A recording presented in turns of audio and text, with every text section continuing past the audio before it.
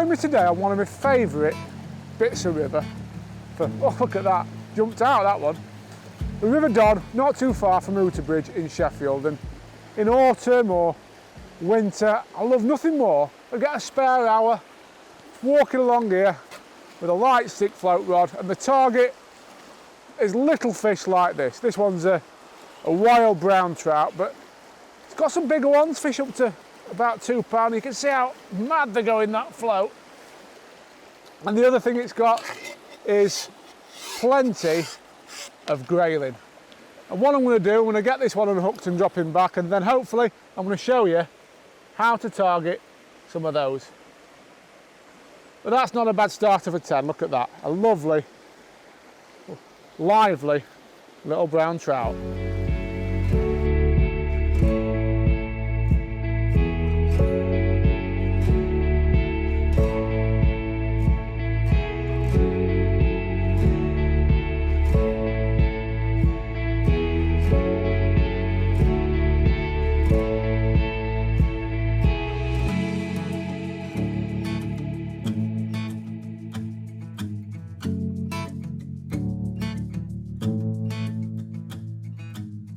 One of my favourite things about this kind of fishing is you can travel really light, carrying just what you need to wander from swim to swim and fish wherever takes your fancy.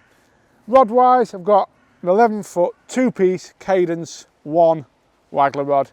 Beautiful piece of kit this. The key thing rod wise is a nice soft action, so it absorbs the lunges of those grayling and trout in that fast water. You don't want anything too pokey. You want something that'll soak up them lunges, otherwise they'll just shake the hook out every time.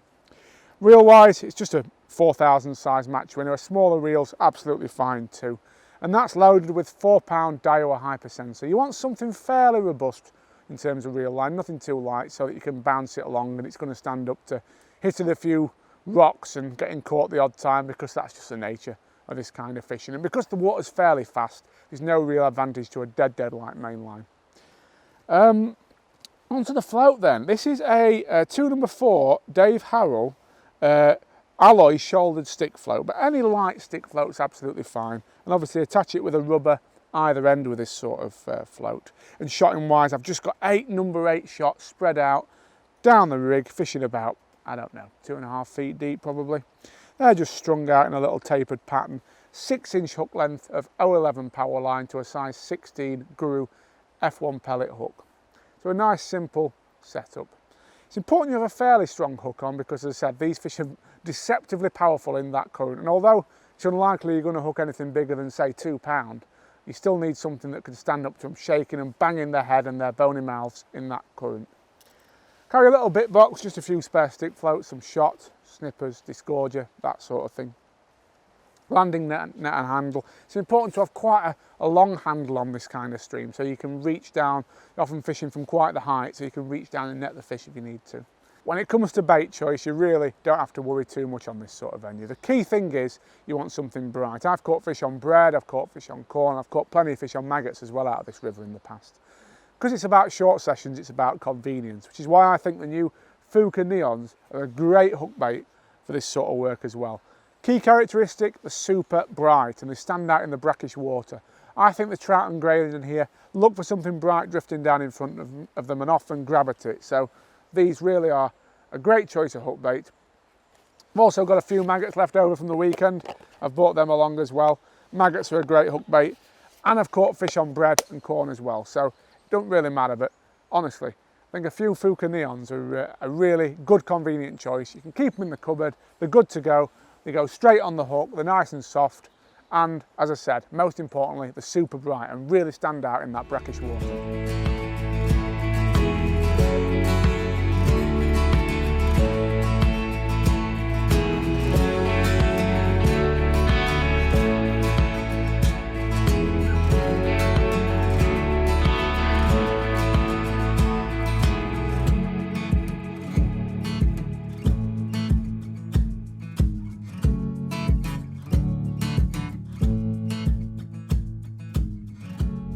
One of the biggest challenges with this sort of fishing is deciding where to fish.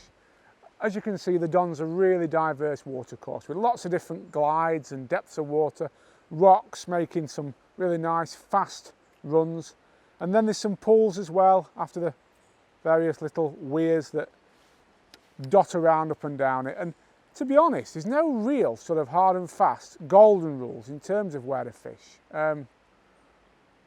A lot depends on the river level. So for example, if we have a lot of rain, I've been here in the winter where it's sometimes as much as, I don't know, 2 feet, 3 feet even higher than this.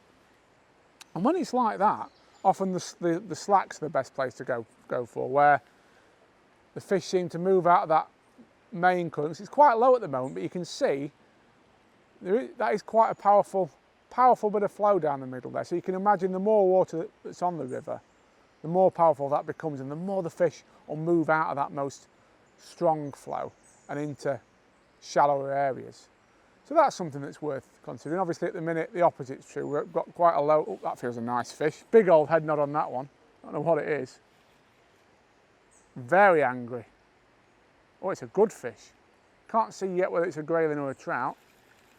Bring it upstream. You can see though what I mean about that rod. Lovely, soft action. Steering that fish. The key to netting them, I found, you've got to bring them upstream of you and then put your net in below, because if you try and net them downstream, you end up just chasing them with the net. Let's get that in there. Oh, there we are, look at that. That's a lovely little brown trout. And that was right in the deepest water, that was, in about probably 2 feet of water down the middle. Let me just show you that one. That's a gorgeous looking fish. Can't quite get hold of it. Very, very lively. Come here. Look at that. Gorgeous little brown trout. This river's absolutely full of fish like this. And when you put them with the grayling, I'm going to say it's among the prettiest fish you can catch. I'm just going to slip that one straight back in the edge here. Lovely fishing. As I said, that was out of about, I don't know, 2 feet of water right down the middle. But a bit further down, we've got some deeper weir pools. And sometimes the biggest grayling in particular are in there on days when the water level's low. So what we'll do now, we'll head down there and try and catch a big grayling.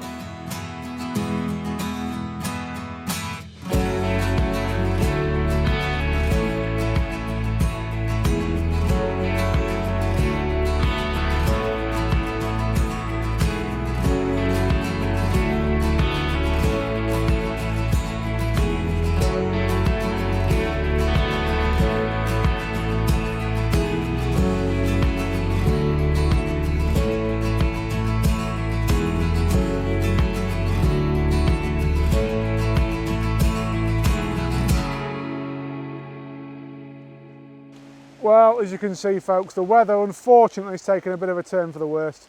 It's raining now, it's horrible. The line's sticking to the rod. But the great thing about this sort of roving fishing, of course, you've not got loads of tackle to pack away. Oh, missed that bite. You've not got loads of tackle to pack away. You can literally head back whenever you're ready. I actually keep this rod set up most of the winter, so if I fancy a quick hour or so, I can just head out onto the bank and go fishing. It's as simple as that. A couple of tubes of Fuka. What more do you need? Off you go. But it's strangely addictive, this sort of work. And although I really should be packing up now and heading back, I can't resist one more cast. It's that sort of venue, really. This is a really deep looking glide, this one. And I'll be honest, I've not caught loads from this particular peg in the past, but what you often find on this sort of venue is the pegs that don't produce a lot of fish, when you do get one, it's a little bit bigger. So I'm just hopeful that on this last run through we can catch, oh, that was a bite there, definitely, the bottom end of the peg. It's probably 2.5 foot deep, this one, so it's a fair bit deeper than the other couple that we fished earlier, but I'm actually struggling to see the float now because there's a lot of leaves coming down, but it's a lovely glide right down the middle there. Best colour today really for me has probably been the pink or the yellow Fuka. I have more bites on that than the white, but every day is different. As I said, in years gone by when me and my mates used to come here as kids, we'd only bring bread or maggots with us, normally bread. So you can keep things dead nice and simple. A little bit of a tangle there, but you know what? I'm going to have one more drop in. There we are, folks. I thought there was one more left in this peg. It feels quite an angry one. I don't know what it is, but it's pulling back a bit, trying to get me up the inside. Let's have a look. Hope it's a Grayling's finishing on. And I have to get the net for this one. I sometimes use the net just to carry the float box, you see, so. Oh no, it's a little trout, that one. So, come here, lively little trout. That's it, folks. I've fished for probably 90 minutes. I've caught 15 fish, some little Graylings, some lovely little trout like that.